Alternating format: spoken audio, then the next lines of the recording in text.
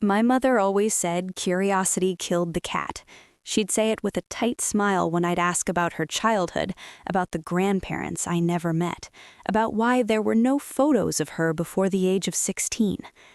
After the funeral, a quiet, lonely affair, the lawyer handed me a single key: your mother's instructions, the attic, when you're ready. It took me 6 months to be ready, 6 months of living in the echo of her old house, surrounded by the scent of her perfume and her silence. Finally, on a rain-lashed Tuesday, I climbed the pull-down stairs, the key cold in my palm.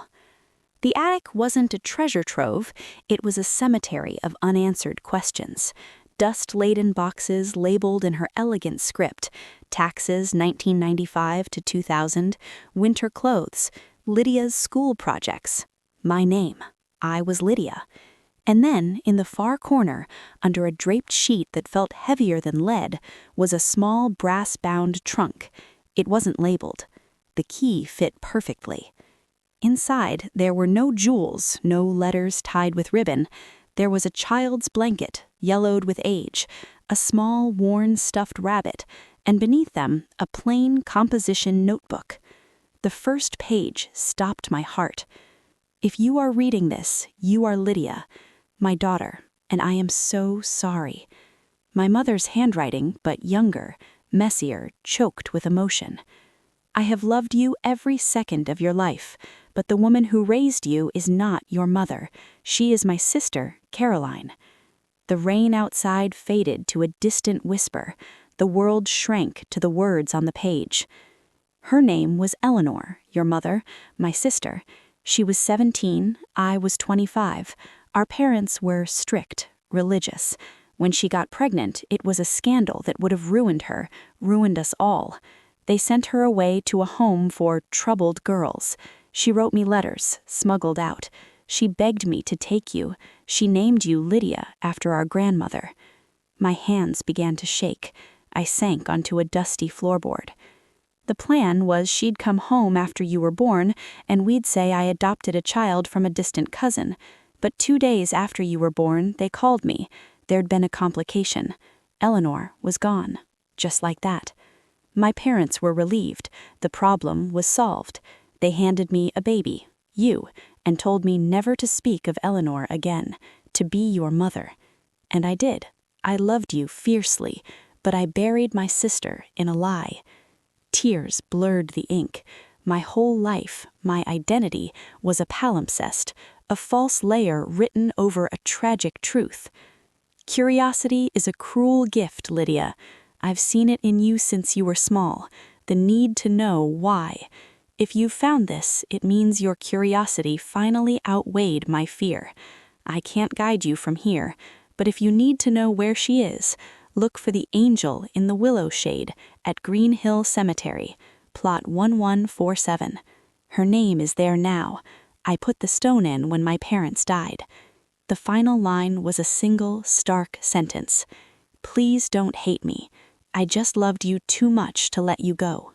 Green Hill Cemetery was a place of soft greens and old stone. I found plot 1147 under the weeping willow, just as she'd written. The marker was small, simple, and newer than the ones surrounding it. Eleanor Marie Carter, beloved daughter and sister, a brief, bright light.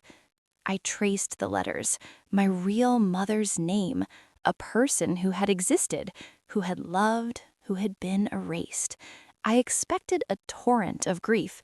Instead, I felt a quiet, settling recognition, a piece of my soul clicking into a place I never knew was empty.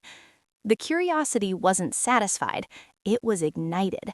Who was she? Who was the father? I went to the town hall, then the library's historical archives.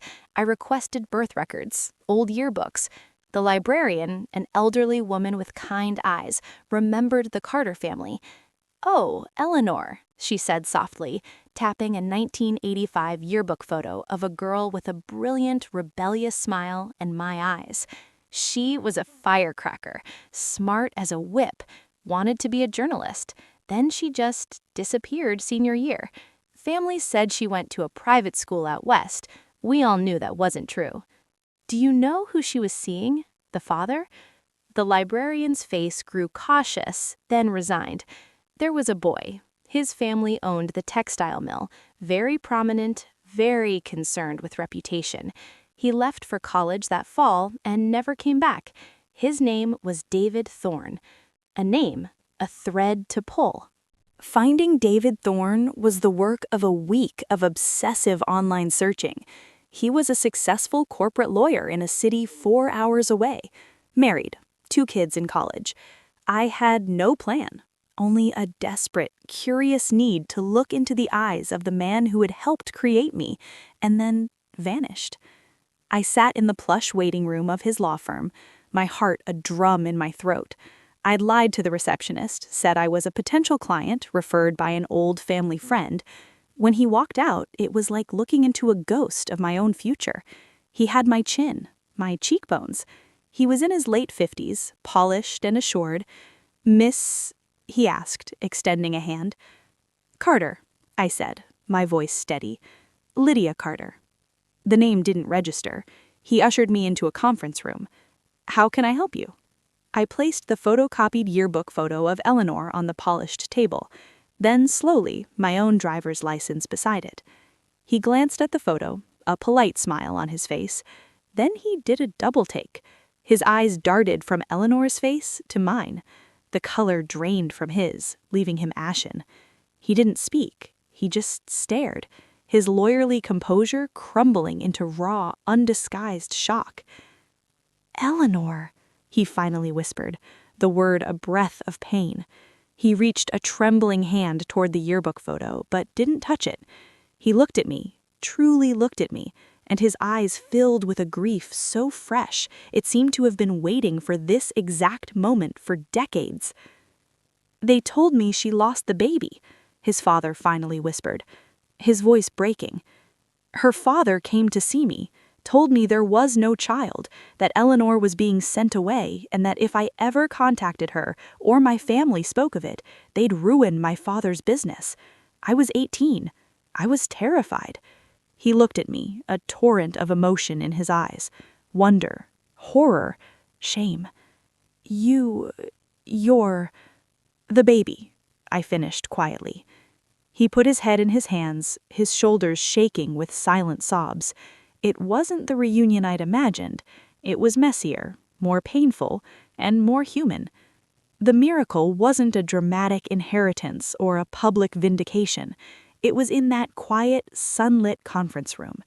It was the moment he lifted his head, wiped his eyes, and said, "Tell me everything about your life, please." The hunger in his voice wasn't for a legal defense or a strategy. It was the hunger of a man who had spent a lifetime believing a part of him had died, only to find it living, breathing right in front of him. And my curiosity, the one that killed the cat and shattered my world, did something else. It didn't bring my mother, Eleanor, back, but it brought a father forward.